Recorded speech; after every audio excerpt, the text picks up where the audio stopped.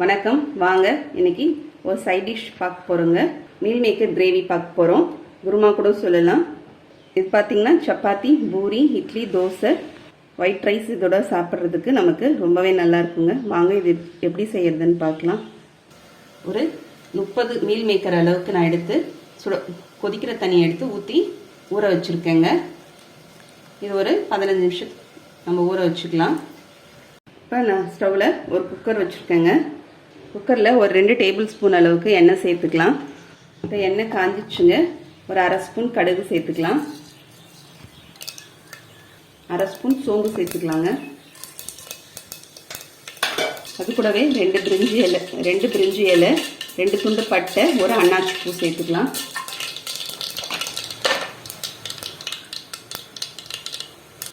சின்ன வெங்காயம் ஒரு 20 போல் பொடிசாக கட் பண்ணி எடுத்து வச்சுருக்கேங்க. அது சேர்த்துக்கலாம்.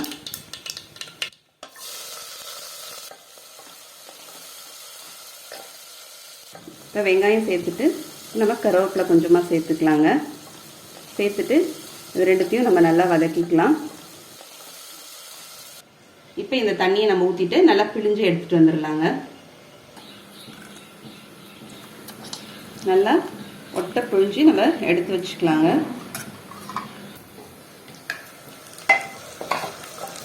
இப்போ வெங்காயம் இந்த அளவுக்கு நமக்கு நல்லா வதங்கி இருக்கணும். இப்போ இதில் ஒரு மீடியம் சைஸ் தக்காளியை பொடிசாக கட் பண்ணி எடுத்து வச்சுருக்கேங்க. அதை சேர்த்துடலாம்.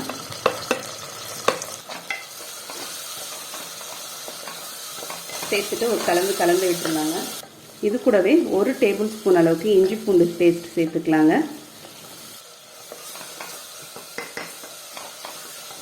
சேர்த்துட்டு இது கூட ஒரு 1/4 ஸ்பூன் அளவுக்கு உப்பு சேர்த்துக்கலாம். உப்பு வந்து நமக்கு தக்காளி குழைய வதக்கிறதுக்காக உப்பு சேர்த்துருக்கோம். சேர்த்துட்டு தக்காளி நல்லா குழைய வதங்குவாங்க. இஞ்சி பூண்டு பேஸ்டோடைய பச்சை வாசனையும் போகிற அளவுக்கு நம்ம நல்லா வதக்கிக்கலாம். இப்போ இது கூட ஒரு அரை ஸ்பூன் அளவுக்கு மஞ்சள்தூள் சேர்த்துக்கலாங்க. சேர்த்து நல்லா நம்ம இப்போ வதக்கியாச்சு. இப்போ நம்ம பிழிஞ்சு வச்சுருக்க மீல் மேக்கரை சேர்த்துக்கலாம். கடைசியாக ஒரு 5-6 பீஸ் மீல் மேக்கரை மட்டும் 2ஆக பாதியாக புட்டு அப்படி பிச்சு போட்டு சேர்த்துக்குங்க. இது கூட நான் ஒரு 5 பலாக்கொட்டை எடுத்து வச்சுருக்கேன். தோல் உரிச்சிட்டு 2ஆக கட் பண்ணி எடுத்து வச்சுருக்கேன். பலாக்கொட்டை சேர்த்துக்கலாம். இது ஆப்ஷனல் தான். இப்போ நம்ம சீசன் இருக்கும்போது நம்மக்கிட்ட பலாக்கொட்டை இருக்குங்க. இப்போ ஒரு மீடியம் சைஸ் உருளைக்கிழங்கை தோல் உரித்து இந்த மாதிரி கட் பண்ணி எடுத்து வச்சுட்டேன். அதையும் இப்போ நம்ம சேர்த்துக்கலாம். உருளைக்கிழங்கை கட் பண்ணி தண்ணியில் போட்டு வச்சுருக்குங்க. அப்போ தான் கலர் மாறாமல் இருக்கும். சேர்த்துட்டு இப்போ ஒரு கலந்து விட்டுருலாங்க. கலந்து விட்டுட்டு 3 ஸ்பூன் அளவுக்கு, இந்த ஸ்பூனால் 3 ஸ்பூன் அளவுக்கு குழம்பு மிளகாத்தூள் சேர்த்துக்கிறேங்க. ஏற்கனவே நம்ம சேனலில் குழம்பு மிளகாத்தூள் போட்டிருக்கோம். அதோட லிங்க் டிஸ்கிரிப்ஷன் பாக்ஸில் கொடுக்குறேன், பார்த்துக்குங்க. ஒரு அரை ஸ்பூன் அளவுக்கு கரம் மசாலா தூள் சேர்த்துடலாம். சேர்த்துட்டு நம்ம நல்லா கலந்து விட்டுடலாங்க. தூள் சேர்த்தோன்னே ஸ்டவ்வை சிம் பண்ணி வச்சுருங்க. ஒரு நல்லா கலந்து விட்டுட்டு இப்போ இந்த கிளாஸால் 3 கிளாஸ் அளவுக்கு தண்ணி எடுத்துருக்கேங்க. அந்த தண்ணியை இப்போ சேர்த்துடலாம்.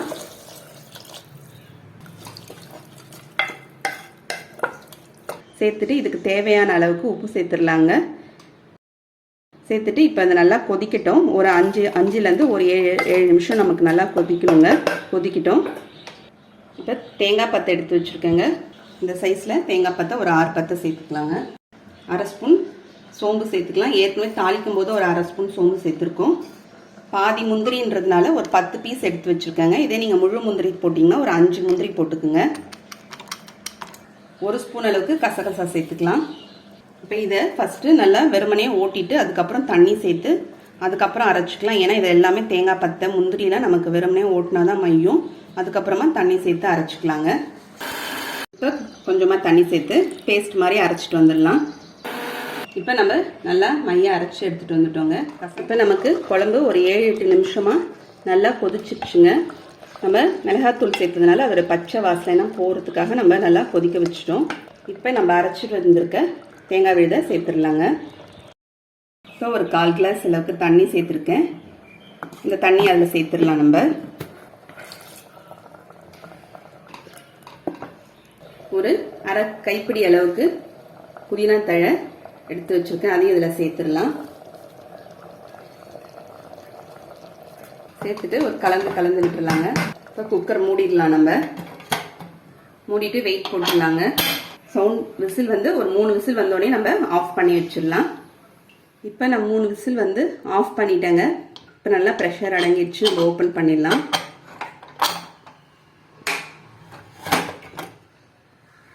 திறக்கும் போதே நல்லா ஒரு கிரேவி நல்லா வாசனையாக இருக்குது. நமக்கு அசைவ கறி குழம்பு மாதிரி டேஸ்ட்டில் இருக்குங்க. நல்லா கிரேவி பாருங்கள், நம்ம ஊற்றுற தண்ணி கரெக்டான பதத்துக்கு கரெக்டாக இருக்கும். இப்போ நமக்கு வெஜிடேரியன் கறி குழம்பு ரெடி ஆயிடுச்சுங்க.